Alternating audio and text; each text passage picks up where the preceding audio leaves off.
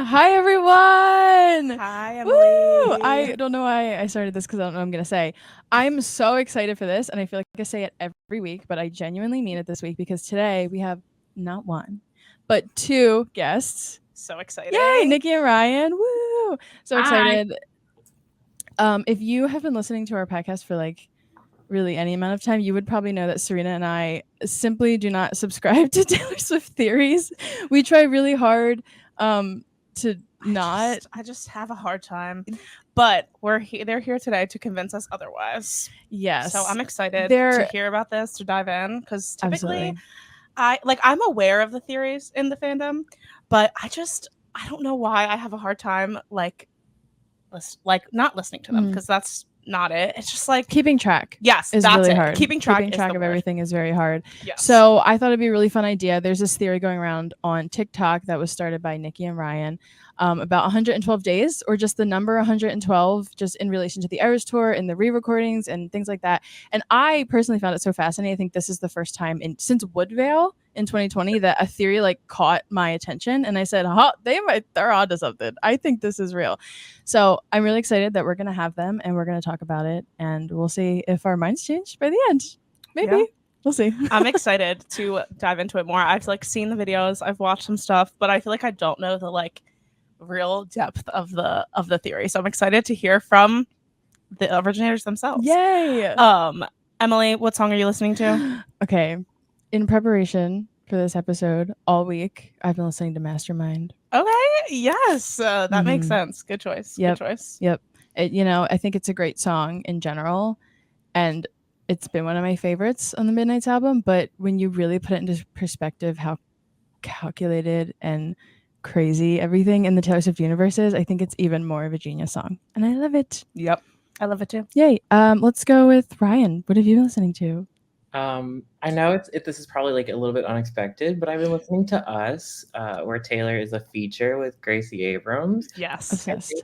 I think that's like really uncharted territory. We don't get a lot of Taylor features on other songs, and I think Gracie's like enough in the like Taylor Swift cinematic universe to where she's kind of a key character in the plot line, and then Taylor kind of working with her. I think it has a good bridge. And then this morning I was listening to it again because Taylor clearly alluded to it in the Fortnite video. So I'm like, there might be something in the lyrics that we've missed.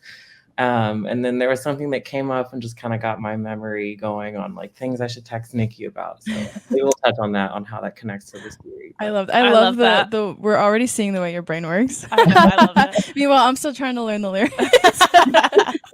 No, I like that song. I think it's cute. I love the way Gracie says you're 29 years old. That's one of those things that gets like stuck in my head. I know. I'll be 29 in September. I'm so excited to love that for you. Yeah. Yeah. Very exciting. You get to be 29 years old. Are you a Gracie fan, like before this? Very casually, but that's because most of my Spotify is like dominated by Taylor Swift.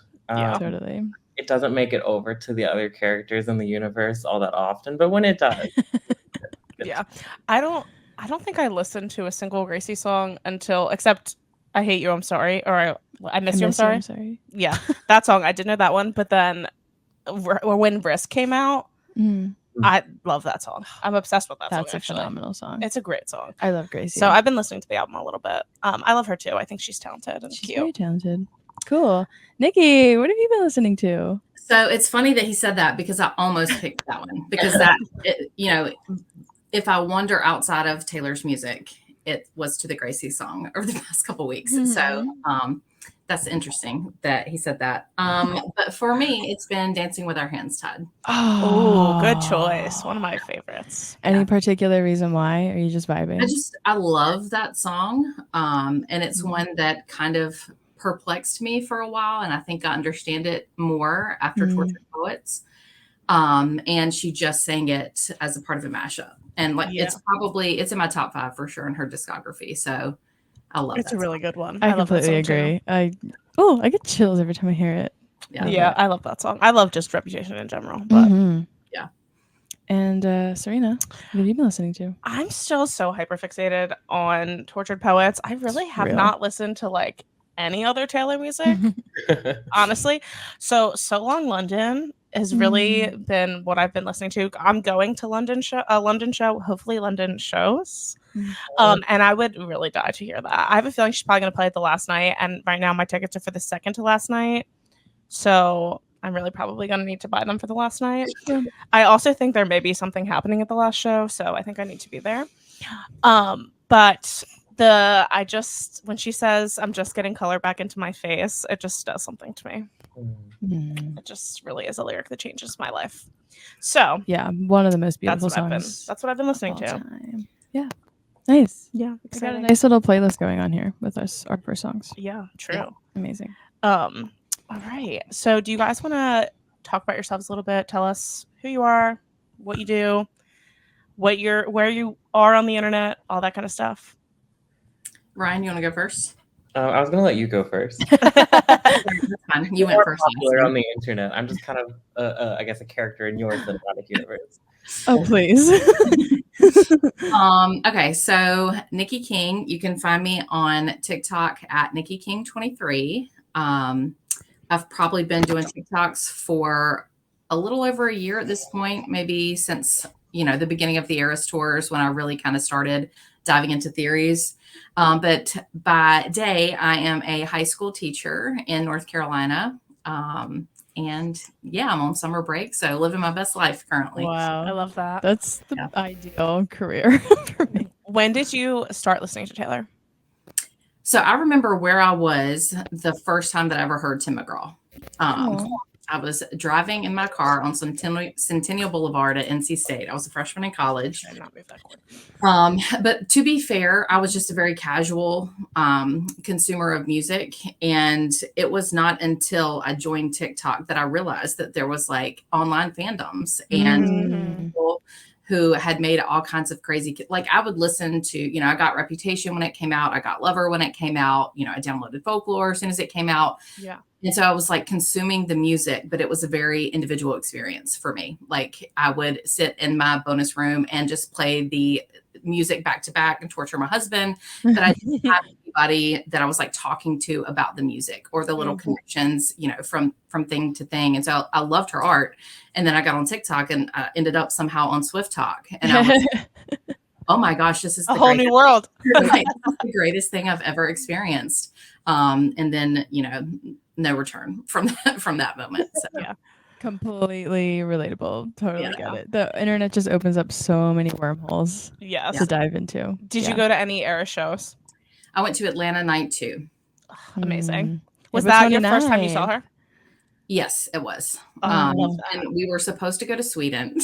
Oh, Still a little too soon. I remember seeing your videos about that. Oh, Yeah, were you both gonna go? No, my husband and I okay. were going. Yeah. that's so And sad. Air Canada got us to Toronto, and that was as far as they could get us. So we had to turn around and come home. R.I.P. Oh no. I do have flights to London, or a flight to London. So hopefully, Be there, bestie. Yeah, we're going to try to secure some tickets. So Yeah. Well, I'll be there. So I'm going on the 19th. yeah, I leave the 19th, but Okay. I'll be there before. I think I fly on the 13th. So Nice. Yeah. Well, that's exciting. I really hope you get tickets. me too. Yeah. It has to happen. I know. After all that, seriously. Yeah. Okay. Ryan. What about you, Ryan? So you probably know that I don't have like a face as much online on TikTok. But I think my handle, and Nikki probably knows this better than I do because she tags me and things, is just Ryan K, like my first name and then my last initial.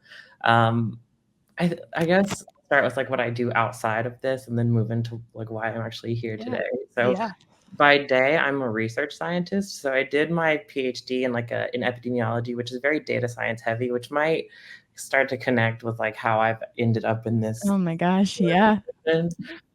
Then I would say like I do remember being a casual listener when I was younger, kind of like Nikki was saying. I remember when Tim McGraw was playing on like CMT Top 20 music video countdown. So I was like, I knew the songs, especially the popular ones. She had a very strong start in country music, and I grew up in like, I don't know, how far was I from you, Nikki? Like 3 hours. We're both in like Southwestern Virginia, North Carolina area. So country music there, and then I kind of moved into a more metropolitan area where pop music is more popular. And so I guess as like I went through my life, Taylor Swift was also kind of there with her music transitioning through those different stages. And so I would say that I got really interested in the music around Reputation. I find that to be such a no skips album, and it was a lot of Absolutely.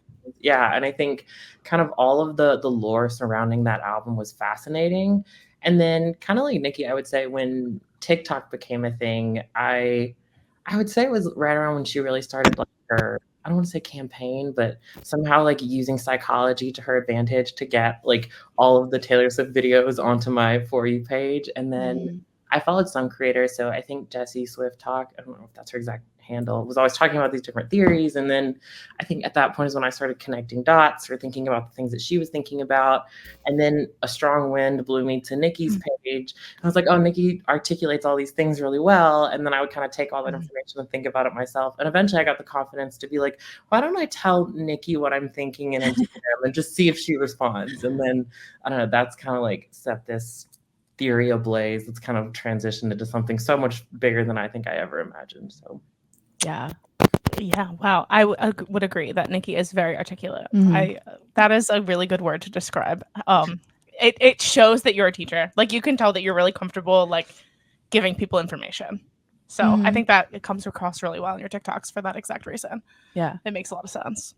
Thank you. You're welcome. Okay, so do you guys want to dive into the theory? Give us I guess maybe like an overview or like how it developed. And I'm so sorry. My sound. Do you want to switch mics? I'm It's used okay. to having that one. That's fine. I'll stay still. I won't move. Okay. Yeah, I want to know like how you came up with it. Like when did it click for you? And then kind of, I don't know. How did you decide to prove it? How are you proving it? Yeah, I was just gonna say whole theory helps. Perfect.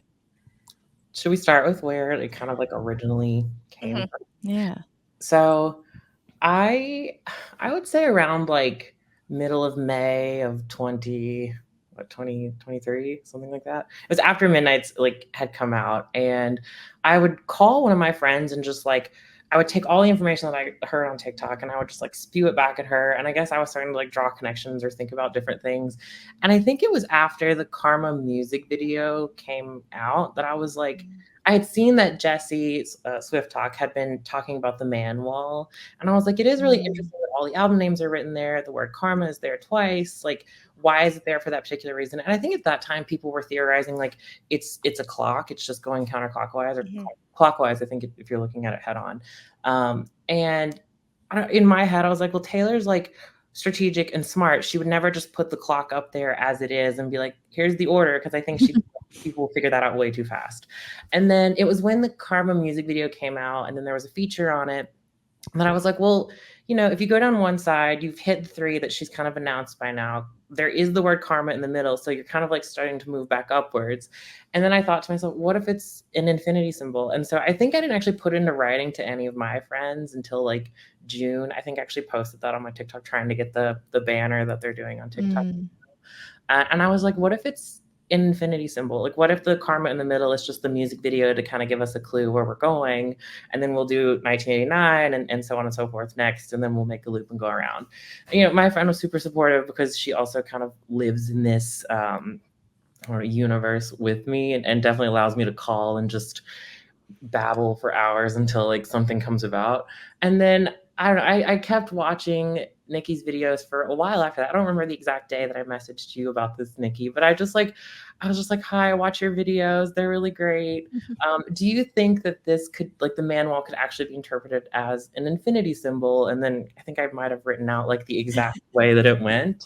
And Nikki had such great responses. And then I think things just kind of like set ablaze after that. And so I believe that it was after that you pointed out the bracelet on like the red album cover or something like that. It is an infinity symbol. And so she had kind of put that out there into the universe well before this came about. And so I don't want to say it's confirmation bias necessarily, because at some point it might transition to confirmation bias. And I think we could and should talk about that at some point today. But I think the early clues were very like explicit references to that symbol. And then we've seen that come up number of places since then. It was in the Eras Tour film in the beginning. It's on stage now, and then people are noticing it during Tortured Poets Department set. So I guess that was kind of the thing that set off the order of the recordings. I don't know if you want to kind of. Has that I've seen the manual. I know. Has it proven correct so far? Like that order of the infinity symbol? Yeah, hasn't missed yet. So okay, that makes sense. I feel like that. I've seen your video about it. I think, Nikki. I feel like that definitely is probably true. Do you feel like she? Because this is where I don't want to be like skeptical about things, but I often wonder. I'm like, would Taylor make a couple of seconds in a music video like determine the entire next like 5 years? Like that's just how I'm like. I think if I would have noticed that, I would have been like, "There's no way," and then kind of moved on from it. Like, what made you say like, "I'm sticking to this"? What did make me say? Well, I think it's because Nikki had such great responses in the initials. I had just been kind of thinking it, and I was like, somebody who knows more about this than I do, I was like, let me message her, see what she thinks. And then I don't know if Nikki, you can recall all the things that started to come out of that, but it'd be great. Sure. So I think one of my strengths is that I can just remember a lot of symbols and themes and things that she uses. Mm-hmm. And so when he said infinity, I'm like, oh, there's infinities everywhere. Mm-hmm. And so during the Long Pond studio sessions, she was wearing that same bracelet. At the Brit Awards, she was wearing that same bracelet. And then when you really start to look, the infinity is truly everywhere. And she was saying 8s a lot at the time too. And an 8 is just a sideways infinity symbol. Yeah. And so I think that's like he said, the first conversation that we had was in early August before she had announced 1989 Taylor's version. And so if you're tracking from Fearless to Red to Speak Now up to Karma, then next stop would be 1989. And so I think I actually made that first video before she announced 1989. And so then, the next steps along the way would be south towards Reputation, fingers crossed. Yeah. And I do think it's interesting if you look at like other, I think it's the Bejeweled music video where it like the elevator is right. And it has like all the different things. It's the same order, correct? On the Bejeweled. So it stops at 13. There is a fan-made image that goes beyond 13, but it's fake. Okay. That makes sense. I know that's tripping people up too. I see that a lot, like going up to 17. I'm like, that was definitely not there. Oh my god. Because that would have been too obvious, I feel. Yeah. Right, for sure. Yeah, I definitely think Reputation is probably next. I would be really surprised if it wasn't, to be honest, but again, you never know with this woman. I feel like I hate whatever happens. Like sometimes I like get on board with things. Like I think the last time everybody was conning, I was like, oh, maybe we are getting Reputation tonight. I'm whatever, I'm on board, and then it doesn't happen. And I'm like, okay, this is why I hate trust any of you. This is why I hate this. Yeah. Meanwhile, I'm like watching everything. I'm like, no, you're right. You're right. Yeah. All right. So after Infinity Symbol, you guys kind of start thinking about that. What came next in the theory of like, how did you get to 112? So I'll say something, then I'll kind of throw it to you, Ryan. So I had predicted October 27th for other reasons as the 1989 release date, but at no point did I think to count how many days were between the two. Okay. Mm-hmm. And so Ryan and I had started this dialogue about the infinity wall or infinity symbol on the man wall. And so after she did officially announce it, then he slid into my inbox again with more information. I don't remember what made me like initially do it. Like again, I think it just goes back to the fact that literally day to day I'm coding things and running stat models. Just how your brain works. Yeah. And so it's just like, I wonder if there is a pattern to this, because I thought, well, I know in past articles she has talked about how like her record label forced her to release things on certain days, and that's why she couldn't move it. And I'm like, there is an element of time there. She is kind of bound to some type of schedule. Let me just look and see what happens. And so I think I had already like passed out whenever I saw that 1989 was next. And I was like, oh, wow, okay, like the infinity symbol is not wrong so far. Mm-hmm. And then I was just like, I don't remember if I counted like days from the Eras tour first, or if I sat and was Googling like days since October 21st, like the number of times that those keywords, days from, into days are in my like search history is probably like clinically insane. But like I remember the Eras tour started, like Speak Now was announced on May 5th. Then we had the Karmic music video. Then it came out July 7th. And I think when October 27th was announced, I don't remember exactly how long it took me, Nikki, to like say, do you notice that there are literally spaces of 112 days here? And I think you at that point, after I said it, started going back and looking at Lover, Folklore, and Evermore. And I don't even know how to put this, but this sent us into like, as far as we were even reading about like the different religions that practice karmic beliefs, which sent us to like once again the number 112. Like there's a statue to, I think, one of the deities or gods that's 112 feet tall. There are 112 paths to karma, which is to like burn your ties to all these things that are keeping you in some internal loop, which also eternal infinity. And so this is where I start the rambling part, so stop me whenever. No, you're good. Yeah, keep going. This is great. I guess that's kind of how it went. And then at that point, Nikki and I start really moving into like almost like full-time job on the side territory. We have spreadsheets going of like, here are the possible dates, here are the different timelines that we could be working on. And so I think that we have a spreadsheet somewhere, Nikki, that's like, here are all the dates that could, if it corresponded to Lover, if it corresponded to Folklore, if it corresponded to Evermore, if it corresponded to Evermore's original release date. And like, we've kind of mapped all these key events that have transpired since then onto those dates with reasonable accuracy. But I think that's where we start to see it's like becoming more and more unpredictable, because you can't tell which timeline is going to hit next. Can't tell like if we've missed a date, which events are important. So there's only so much Taylor can control too, right? Right. You know, COVID was a part of this, and you know, who knew that she would write 31 songs last year, you Crazy. know? Right. So, Right. I do think there's something like, I don't think Tortured Poets was really planned. Like, I think like she just was inspired and had a lot and was writing and recording and was like, you know what? Yeah, I think to an Put it extent, I out. think she planned on writing new music. I just maybe don't think she knew what it was going to be about. True. Or had like, Yeah. you know, because anything could happen when you're on tour. If you're writing an album on tour, like you could be writing about anything. Right. And I just think that I don't know. I think at the start of the Eras Tour, do you really think she knew that she was going to be releasing a new album in the middle of the Eras Tour? Because I kind of don't. Because it doesn't really logically make a ton of sense. Yeah. No, because there's one thing that Nikki kept seeing in all of her videos that I was like, no, it's so true. Like the Eras Tour is to reclaim her old eras. Like that's why she went out on the Eras Tour. That's why she's exactly why I don't feel like Tortured Poets really makes a ton of sense. I've even said before, I don't think she should have released Midnights. Like I feel like that was a weird throw in the re-recording. Like Midnights kind of was like almost like we need some like pop hits to kind of end the show. Like, let's put this out kind of thing. I don't know. I think thematically Midnights was genius because it was 13 nights throughout her life. And so, and it, you know, like Maroon connects to, or we thought that it connected to Songs on Red. But you go back, it forced us to go back to those eras, or, you know, like Midnight Rain. Is it connected? Who is it connected to? And it had us listening to Fearless and Speak Now. And that was gearing up for the Eras Tour. True. And I think I also think the way she marketed it made sense to like look back and try and figure out where it's connected to things. I do think a lot of Midnights was about Joe though, in hindsight. And like but the way she marketed it did force us to look back. So I do think it does make sense to fit into the tour. It's just the Tortured Poets I think really threw a loop. I was when she stood on that stage and said she had a new album coming out, I have never been more shocked by something in my life. Yeah. I still can't believe it. Yeah. I mean, I love it. I'm so excited. I, of course, want new content from her always, but I was shocked. Yeah, totally. I am curious because I don't know if y'all follow Alyssa.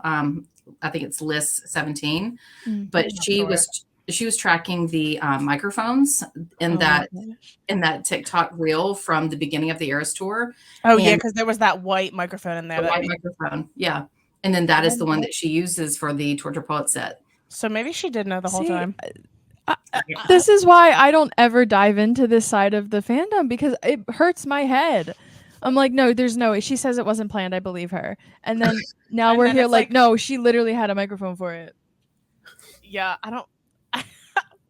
So who knows? Okay, so I just want to go back really quick to, you were talking about timelines and the 112 days. So do you kind of think that there are multiple timelines happening I guess, in this kind of thing. Like, it's not like, do you know I what I'm think saying?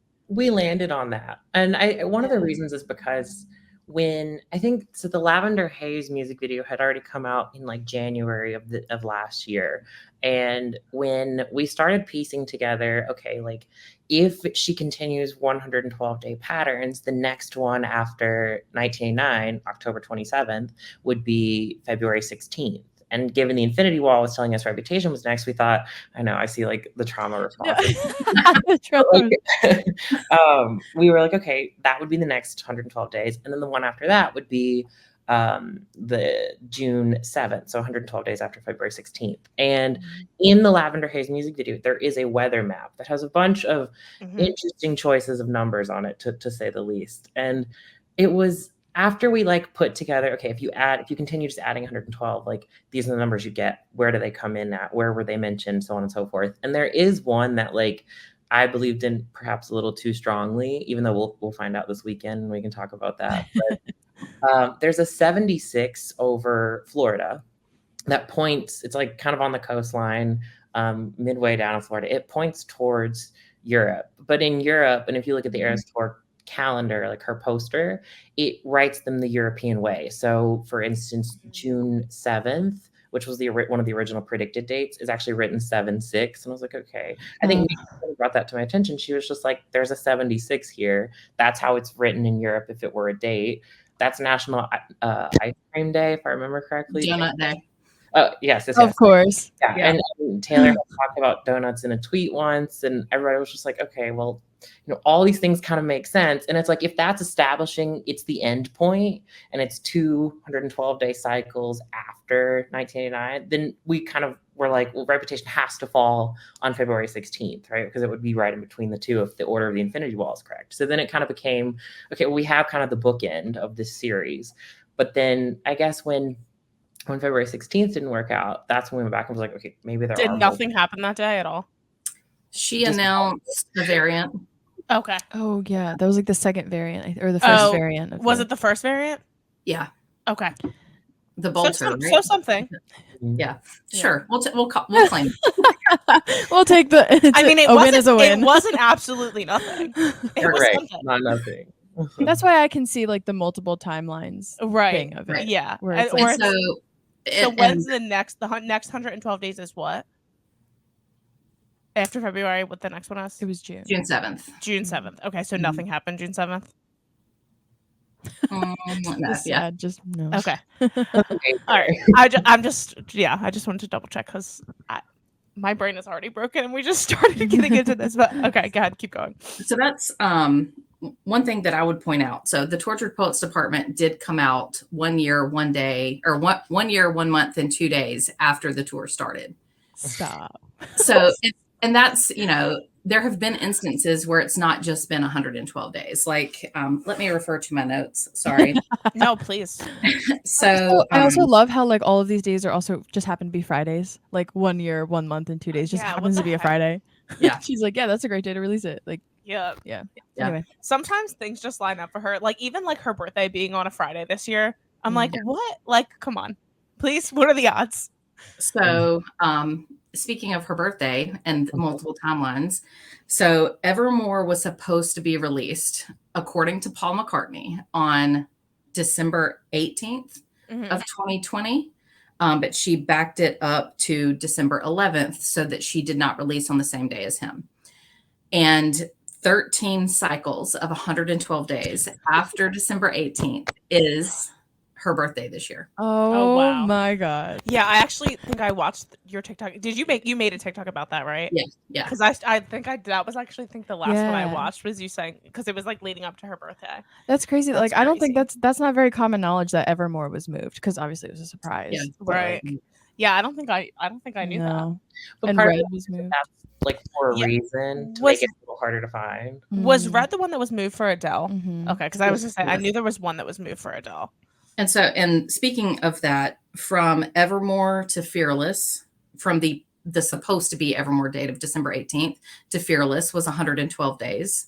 Okay. From Fearless to the original announced date for Red was going to be 224, which is twice 112. And then from that date, or from Red, Taylor's version to Midnight's was 336 days. That's so crazy. I wonder if there's something about like 16 weeks, because 112 days is 16 weeks. I wonder if there's something like in the music industry that's like, okay, 16 weeks is like enough time for you to start something new or something. You know what I mean? Like, I don't know. I feel like it is so odd to keep seeing this like pattern of like, I don't know. I need somebody in the music industry to come tell me. Yeah. I know. I love to like the whole like 112 being a big number in the karma space of it all, but I also love that 112 of her songs were stolen. That is the 112. That makes me be like, okay, yeah, I can see her doing this. That alone, I'm like, because she clearly loves numbers and loves like this kind of like strategic planning. So the 112 songs really is what makes me be like, you know what, maybe there is some merit to this. Yeah. Yeah, and like the red t-shirts could be rearranged. The original set, the red letters could spell 112 Reaver, which Reaver means like thief. I watched this. Oh my gosh, wait, go into that a little bit more. So the red letters on the original t-shirts from the Eras Tour 1.0, they can be rearranged to spell 112 Reaver. And the word Reaver means to like plunder. And so she had 112 songs stolen. And the fact that they can spell that when she released, and you know, the Eras Tour starts with those 2 clocks at 224, well, half of 224. Yeah. And so the fact that she released 2 albums in 224 days, and that the red letters can also spell 112 Reaver. It's so weird. That blows my mind. 12, and she met Scott Borchetta on November 2nd, which is 112. You know, it's all of this is just wild. And it's like, even if it's not like, even if she's not doing this on purpose, like, and it just like is all just like coincidental or whatever you want to call it, it's still crazy and interesting to look at the numbers and the consistency of it. Did the Afterlife send Taylor down to like, I don't know, but I think it's because that's what I'm starting to believe. It's just so interesting, and like Have you looked into the new 22 shirts with like the new red lettering? Is there any relevance there? Ryan, you played around with that a little bit, didn't you? Yeah, I mean, I literally tried to build an algorithm to like make every possible phrase. Like, I will try and use my actual like day-to-day data science coding skills to try to beat her at this game, and I still can't win. So I am convinced that every time we get something right, she's like, "Oh no, we can't have that," and just like changes how things are gonna go. But I can't get much out of the new shirts, and like it's hard to know if like we should separate them into like original shirts and then use the new shirts for a different phrase, or if the phrases add together, or if I should take all of the letters from all of the shirts and try and make a new phrase. And I can't get much out of that. I haven't. Okay, I was just curious. Because I know that was such a big thing. People were like really trying to figure out, you know, it was going to say speak now, out now, or something like that. Oh my gosh, I remember that at first. That's what everybody was thinking. Yeah. It's crazy how much things have changed since the beginning of the Eras Tour and all that stuff. Yeah.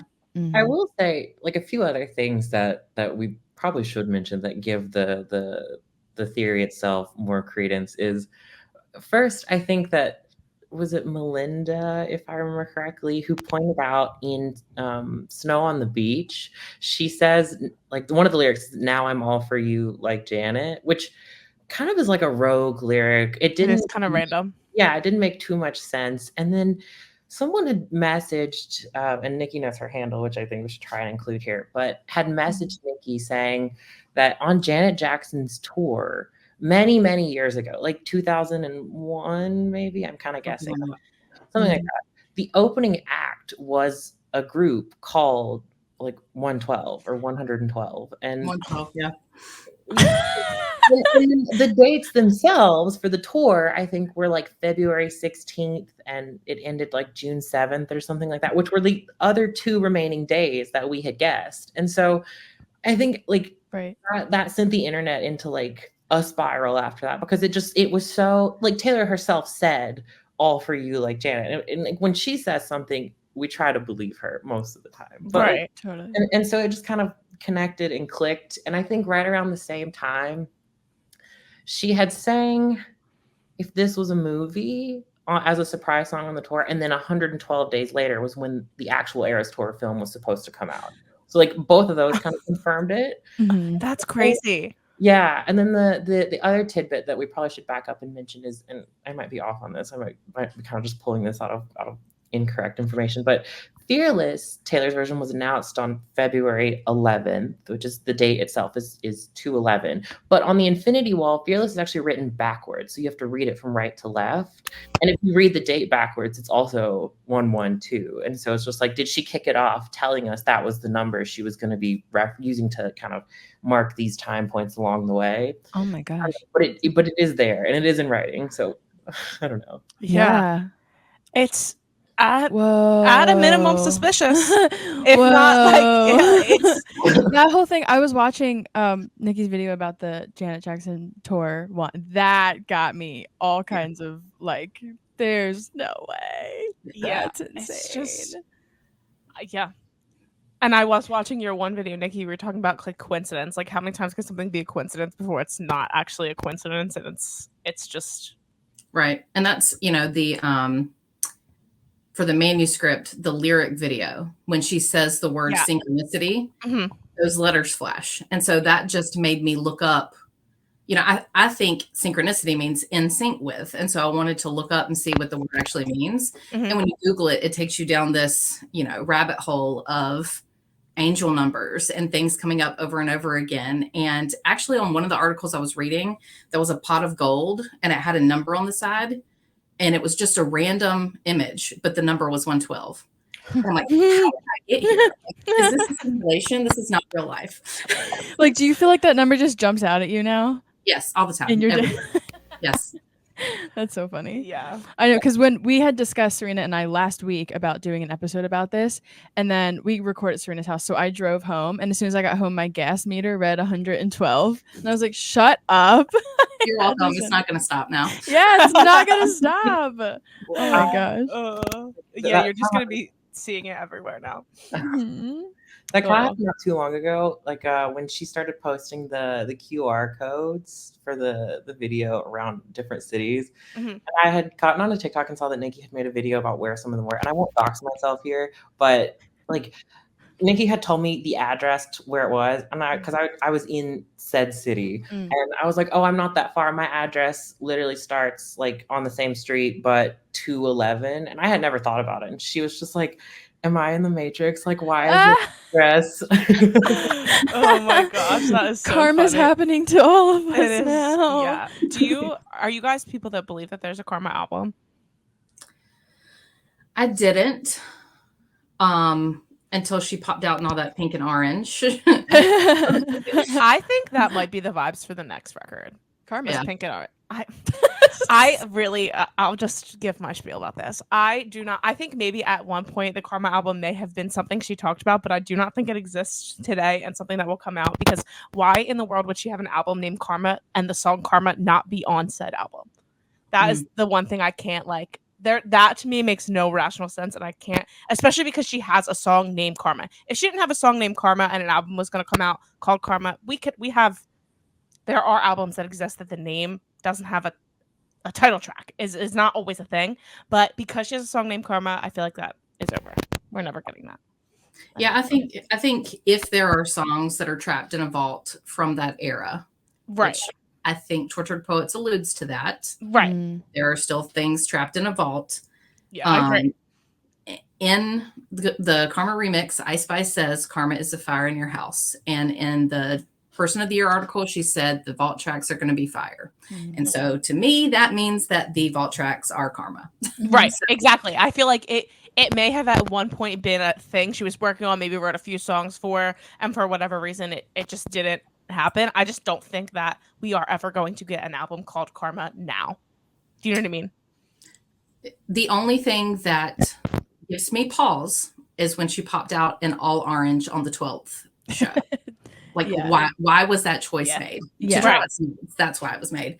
But that is the only thing that gives me pause on that. Otherwise, if I were like placing bets today, I would say that those songs, possibly for a concept album called Karma, will end up on Reputation. Yeah, Totally. and I And completely agree. Even if the name wasn't going to be Karma, like there was definitely may have been something that she had Like to maybe scrap. it was just called Project Karma or something that they were referring to it that way, whatever. I definitely think there at some point it probably was a thing, but I just don't. If we got it, I'm not going to say never because I've said never with her and then it happens and I'm like, okay, you just can't predict her.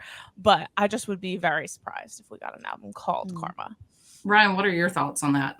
I go back. I mean, I think you know this. I go back and forth on this pretty much every hour. I think the fact that Karma's written on the wall twice, and the first time it's in black, which is in the middle, between all of the albums at the bottom, and that would be what I just thought was the music video or the song. And then at the top of the wall, it's written in orange.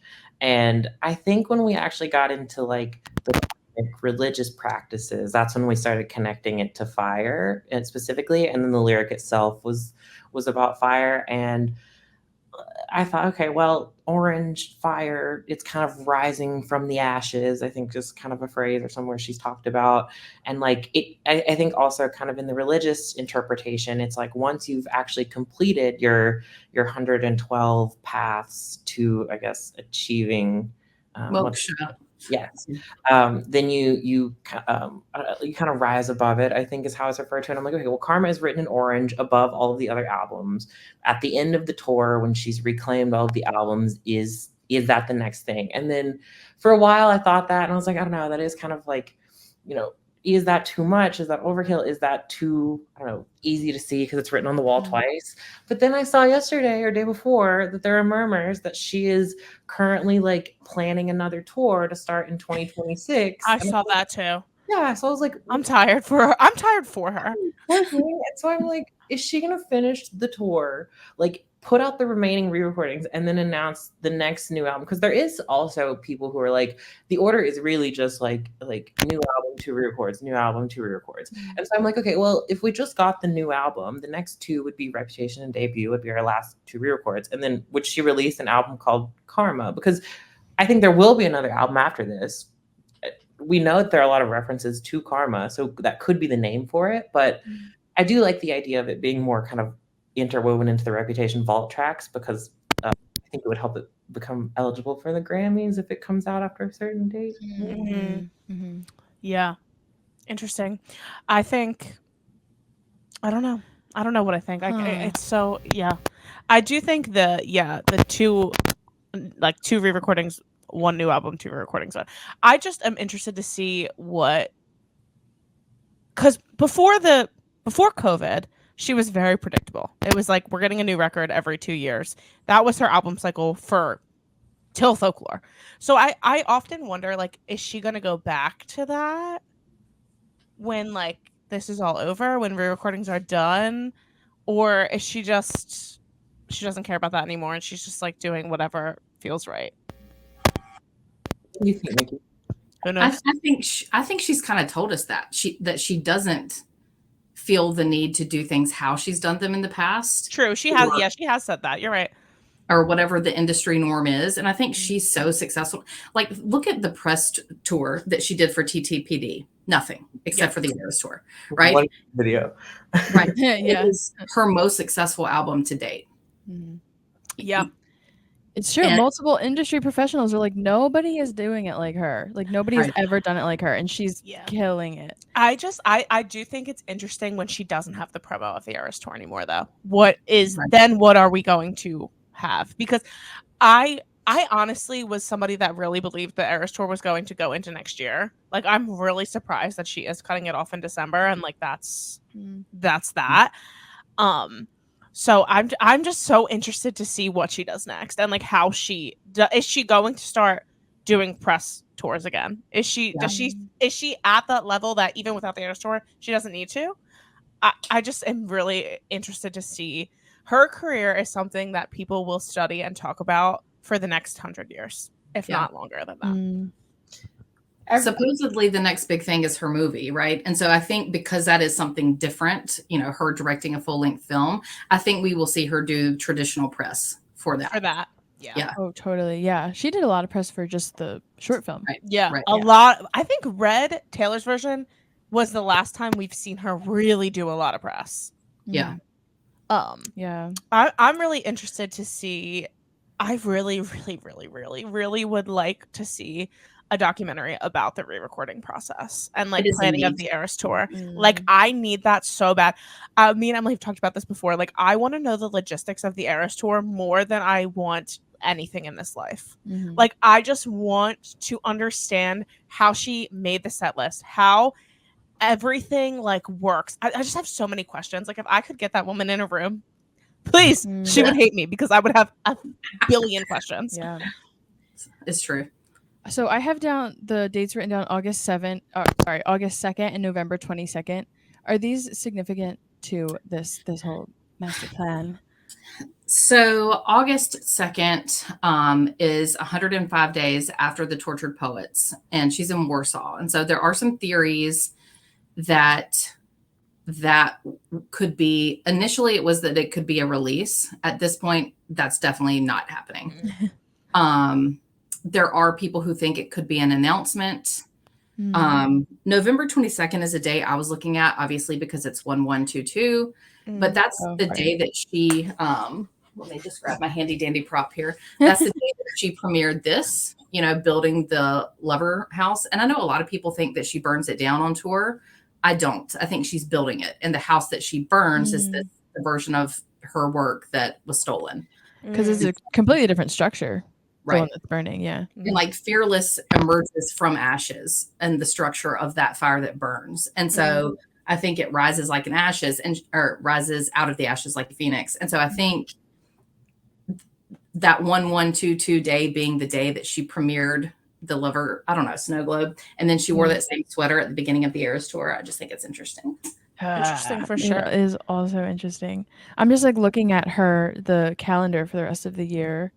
So what, like, if you had to pick what day you think she's going to announce Reputation Taylor's version, like announce it, when do you think that is right now? Okay. The clown in me is really looking at August 9th. Okay. A repeat of LA. Okay. Ooh, okay. And there's eggs to support that. It's 66 weeks and 6 days since she sang the first Reputation song. Because remember, it took her forever to sing a Reputation surprise song. And I was there, Atlanta Night 2. Yes. And she sang Gorgeous, which is track 8. And then the next one she sang was Getaway Car, which is track 9. I was there. Yeah. Oh, And so there are things to support that. And if it were an 8-9 announcement, I think it would be a 10-11 release, October 11th. Because a lot of industry, like whatever, those like weird leak pages on Twitter have been saying September that it's going to get released. Yeah, and that's whoever leaked the track list in the name of Tortured Poets. I think that same account said September 13th. They have been saying September 13th. But Lana announced that she's releasing in September. Okay. So she won't release the same day as Lana. Yeah. At least, at minimum. Yeah, right. Yeah. So I don't know. I mean, obviously that's a day.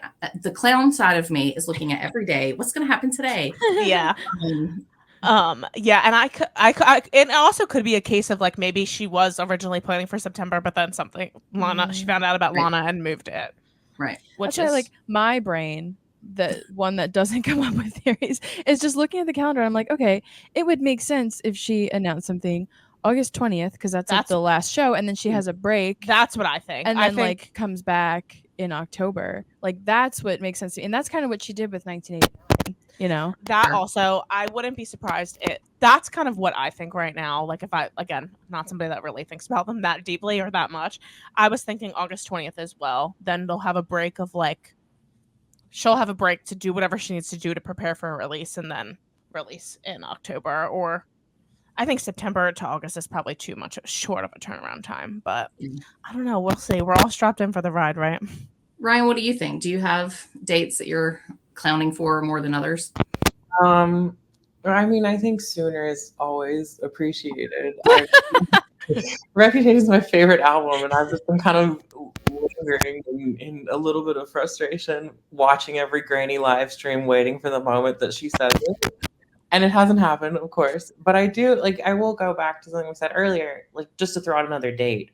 And I guess get the number of people on her live stream higher. Because Nikki texted me one day, she's like, we're responsible for, like, many people who are at tonight's show, right? And I was like, oops, I hope I didn't, like, cause some, indebtedness. But yeah, me going into debt to go to the show on August 20th. Yeah, same. And so I will say, I think it's the 112th show falls on July 6th, which is this weekend. And going back to the Lavender Haze map, there is like the 76 that points towards Europe. And so, it's like a 112. It was 76 is mentioned, 7 and 6 add up to 13. And so she's in Amsterdam this weekend, right?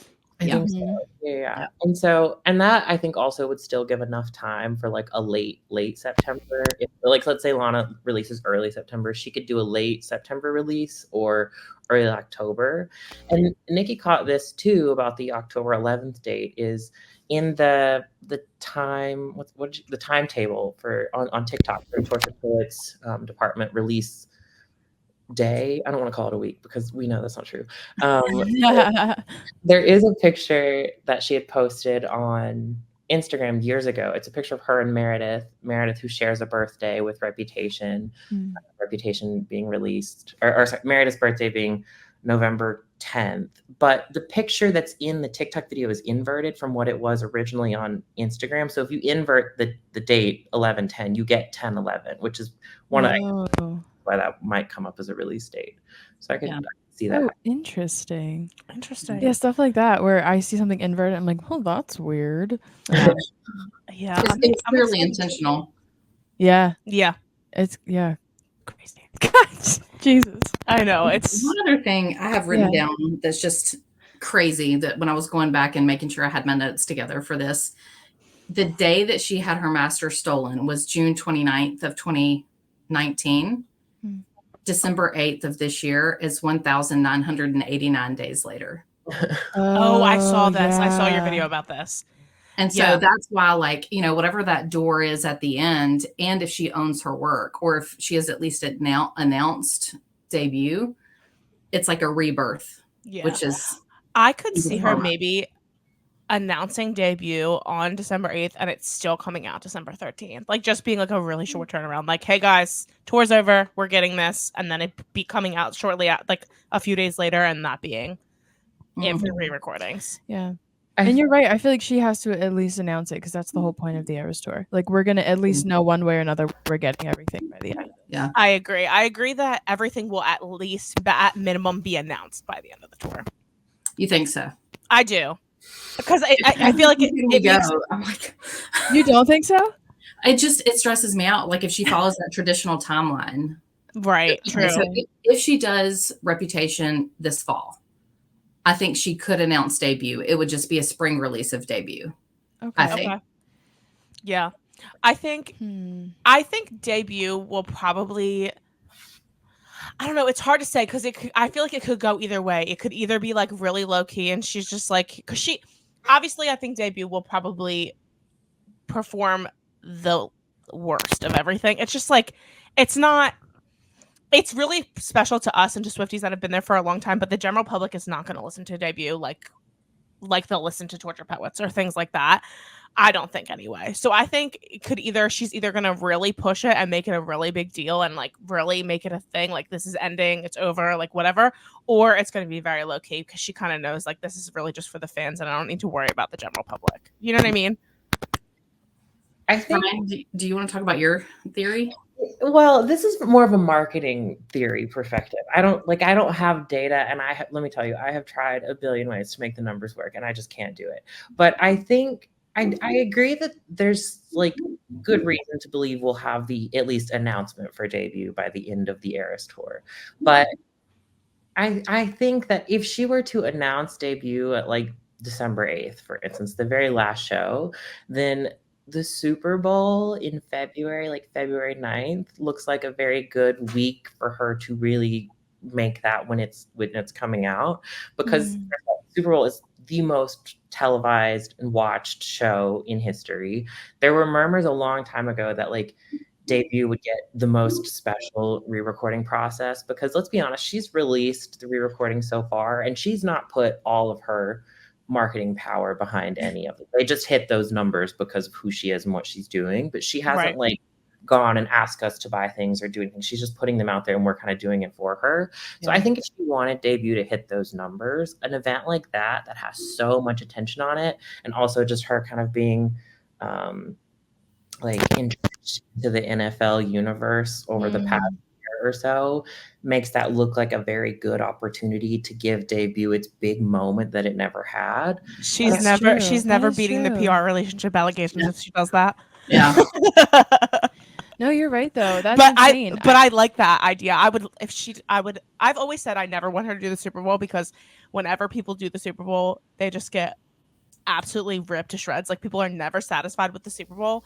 But now I'm kind of like, I kind of want her to do it, because like she's already ripped to shreds anyway by the general public. So well, I think the other thing we have to remember is like Taylor is nothing if not someone who goes after these records, right? And I was thinking the other day, like all the people on like I think she's 10th now for best-selling artist of all time. I think the 9 ahead of her have all done a Super Bowl show and had huge turnouts, and it's like a very like historical moment if you look up their careers and their timeline. And Taylor doesn't have that yet, but she has been asked to do the Super Bowl many times, and there's no doubt in my mind whoever is like on the committee that determines who does the show every year for the halftime show, definitely like they have Taylor Swift and 1,000 asterisks next to it. And when she started dating Travis Kelce, they started kicking their feet. They're like, yes, we might finally get her.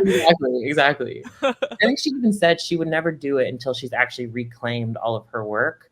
And so like that would be a good way to be like hold up to that promise and also give it a good finale. But yeah, I like that idea. Honestly, I never thought about that, but I like that one. Was it at the Super Bowl last year that Beyonce announced a new album, or was that? Yeah. I loved that commercial that she did. I thought that was such a clever way to like. It was good. Promote something. So I think doing something like that would be. I think it kind of makes sense. Yeah. Like if she did the Super Bowl and like Debut came out, like I'm not thinking about her doing the Super Bowl. You're just thinking about her using the Super Bowl in some way. And just kind of using the momentum off of the Eras tour, and like people are still like wanting to see her next move, and like you know, having some sort of, I don't know, maybe a commercial for the documentary for her re-recording process. I'm begging you. That's my guess too, is that Debut, if it is last, will come alongside the documentary. Because people will watch that even if they're not, you know, planning to buy her album, but then once they see what she went through, may support her art as well. Right. True. I think I could see that Debut being connected to the documentary that we are praying is in existence. It must exist. It has to. If she released Debut before Reputation, I would be literally that would be more shocking to me than the album announced. I think none of us would show our faces on the internet ever again. That would be a big timeout for all of us. We follow the eggs that she lays, right, and they have been screaming about Reputation. Now she does point at Debut, and she's been pointing at Debut during the "Look What You Made Me Do" choreography, and she didn't used to do that. So what is she doing during the? So she goes from "Speak Now." And then she walks past the boxes and then goes to Fearless, Red, in 1989. But throughout the tour, she kind of changes who she points at. Since she's been back on tour, she walks away from Speak Now. And then when she gets around, as she's heading towards Fearless, she points at Debut and then Lover and then goes to Fearless. Oh, this woman. Interesting. I'm stressed. But all the things that must go through her mind when she's performing, like not only does she have to remember her choreography and her words to the song, she also like interacts with the audience and then also is like throwing in little Easter eggs like that. Yeah. Well, she did say she wanted this choreo to be in her bones, so she could do things like that. Okay, going back, I want to know, the 112th show is this weekend. This episode is going to come out probably like 2 weeks after, so we'll all know in the future. But I'm curious to know, like, what are you going to be looking for at this show? Like, obviously you're probably going to be tuned in to the live streams. So before anything happens, we get bigger Easter eggs. Like the people, you know, who think all of her Easter eggs are obvious, they will be caught on that something is happening if something is going to happen, in my opinion. Like, remember all the stuff that happened prior to LA night whatever, 96 or whatever that was. There were a ton of things pointing towards 1989 Taylor's version, and Taylor Nation was being explicit in the eggs they were dropping, like with the blue hearts. And, I think the eggs just get louder because she doesn't want it to be like a random Tuesday. Granted, she'll probably do this now, but she doesn't want a random Tuesday show where, like, if people are working, they're not stopping what they're doing to see what she's doing. So I personally think there will be signs before it happens. And so that's just kind of what I watch for, to see what is happening. What is Taylor Nation tweeting? What are they retweeting? What is Taylor saying? Before Nashville, she said, "You're next," with a purple heart. It's that kind of thing that's the loudest before an announcement happens. Right. During the actual show, she'll say things like, "We've got some tricks up our sleeves," or, Yeah. You're right. She has to be obvious for people like me who are not picking up on these things. And I'm like, oh, wait, did she just say that? Oh my God. Or like when she performs in LA and wears all blue and randomly in the middle. Right. I'm excited to see what's happening. I just like to be along for the ride. I think a corollary to Nikki's point is that there's a lot of people who are always saying, oh, she once said there will be no explanation, there will just be reputation.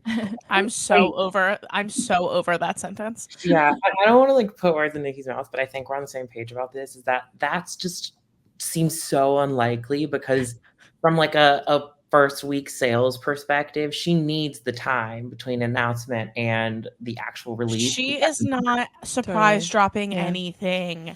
That sentence, I wonder if she hates that sentence now too. She's like, I said this one thing off the cuff and now it will haunt me till I'm dead. When did that come back up? Because that was just a big thing in the rep era originally. Like, when did people start bringing that back and saying like, oh, she's gonna use it again forever? I know, but like, why? I think that they just like find something weird to hold on to. I feel like it came back in some sort of way. There was a rep sweatshirt that was for sale on the site. That makes sense. Had that line on there, and so people won't let it go. And like, that would be wild. But I just cannot. It doesn't make sense. At the end of the day, she is as talented and wonderful as she is as an artist. She is also a businesswoman, and from a business perspective, that makes no sense. I also think like the reviews of a Reputation originally when it came out, because of where she was in like her timeline of celebrityness, were just not great because people didn't like her at the time. And she would not market brand this album as something, as a great piece of work with an incredible vault, without giving that, like, giving it the momentum that builds between the announcement and the actual release, because that kind of helps the reviews. It gets people excited. It makes people tune in. I just can't see the surprise drop happening. And she also knows how much of a fan favorite this album is. Like, even like, you have both been to the tour, I'm assuming, and even like at the movie, like when the Reputation set starts, the energy in the room changes completely. Like, Reputation is such a fan favorite. I would argue that it's probably her most fan favorite of all of her albums. Like, people just love Reputation. And like Ryan was saying, like when it first came out, that wasn't necessarily the energy that it had. So I just feel like she's going to capitalize on that energy, as she should. Like, I fully agree. Yeah. So I'm excited to see what she does next. And yeah, I don't know. Yeah, who knows? I'm on knows. board for all of it, because I just love, I don't know. I fully want to just embrace the clown at this point, because, after being so wrong about Woodvale and being so embarrassed to even be on the internet, I'm like, I feel like, I don't know. It's still fun, whether you like are sitting down and crunching the numbers, or you're just watching videos, or you're doing your own research privately. I think it's just a fun little thing. Yeah. It doesn't hurt anybody. Yeah. So, in fact, it helps her tremendously. So much. People talking. And I think Ryan and I have probably talked about this too, but to be a Swiftie clown is just to be super optimistic. It's to be creative and hopeful. You know, and if it doesn't happen, oh well, we'll do it again next week. Yeah. Yes. So, Yeah, you can't tie your whole identity to hoping that something is coming out on this day because people on the internet said so, because then you'll disappoint yourself. But it's a Yes. fun little But thing. it is. It's just a Because fun little thing. there are things that are true. We are getting Reputation, Taylor's version. We are getting Taylor Swift, Taylor's version, and whenever that comes out is a mystery. And I also think it's fun to see the community like come together. Like there's so many things that like nuances in the Swiftie community that people like to argue about and whatever. And it's like when the clowning happens and like people really get on board for something, you kind of see everybody come together for a few days and then everybody be like, damn, we were wrong for a few days, and then they go back to their bickering and then it comes back around again. So I think it's fun. Yeah. Yeah, I will say, when I finally hear either the first few keys on the piano or strums on the guitar of I Did Something Bad on the live stream, probably when I'll like explode, send Nikki 1,000 messages like, oh my gosh, this is late. We've been waiting for this for like a year and a half. It's finally here. But, oh gosh, yeah. It's crazy. Did you guys see the reel that Taylor Nation posted the other day? I think they posted on Instagram too about or Twitter too about from the Fortnite music video. They were like, well, we just post something random and everybody thinks it's an Easter egg. I was cracking up at that. Yeah, it made me laugh, but I was also like, okay, this is where you raised us. You made us this. Yeah. You're like, how is this an Easter egg? How is this video that you're posting? Yeah, Taylor Nation's been funny recently. They've been really been. They have. They're definitely in on all of the online chatter that is occurring. Oh my gosh, yes, totally. They're definitely tuned in. They've got good interns up in there. For sure. Well, thank you guys for currently being the head of the clowning department, the chairman of the clowning Co-chairs. yeah, co-chairs of the clowning department.